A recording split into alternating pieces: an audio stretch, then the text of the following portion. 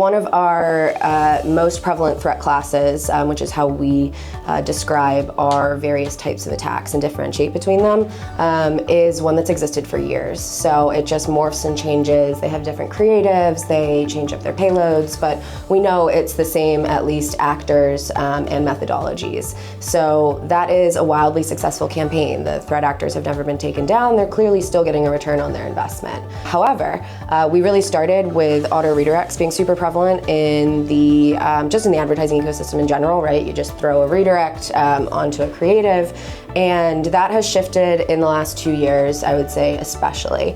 There's quite a lot more specific malicious landing page attacks. So we're seeing actual users being tricked, basically. So whether it's beaten up celebrities or fake news or just like really catchy headlines, there's no malicious JavaScript running, but the user is led to click on the ad, and then they're directed to the malicious landing page where the bad action happens. So that's something that has absolutely changed over time, and we anticipate that it just will continue to evolve. The bad actors are pretty smart. They really don't want to get caught, right? Like I just described, there's an attack that's been going for years. We know about it, we mitigate it, but they're clearly having success elsewhere. They do this in a variety of methods. So one of the simplest is how they target their campaigns, right? They're gonna go and find an easy path to get to the most valuable users to try to get conversions. So that's one way, right?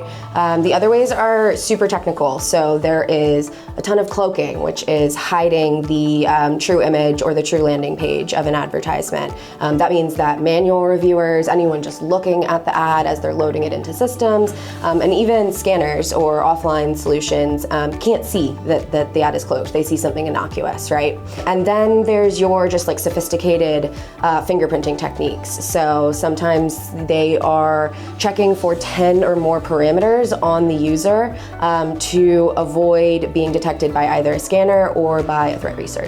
So they really use any and all techniques that they can to avoid getting caught. It's their ultimate goal besides actually making the money. There have been cyber criminals as long as the internet has existed, and advertising is an excellent threat vector for them right now. So my vision is to always try to be one step ahead. I want to think like a bad actor, and I want to think about, again, the people who are being harmed and try to mitigate that as much as possible.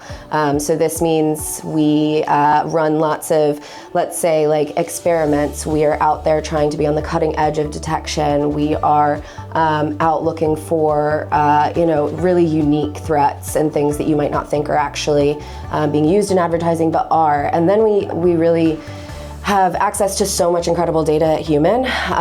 We have the unique advantage of being a supply side vendor and a demand side vendor. So my vision there is to make sure that those pieces are married together really well, and that we are providing just the highest quality solution and using all of that threat data from across Human to try to get ahead of these guys.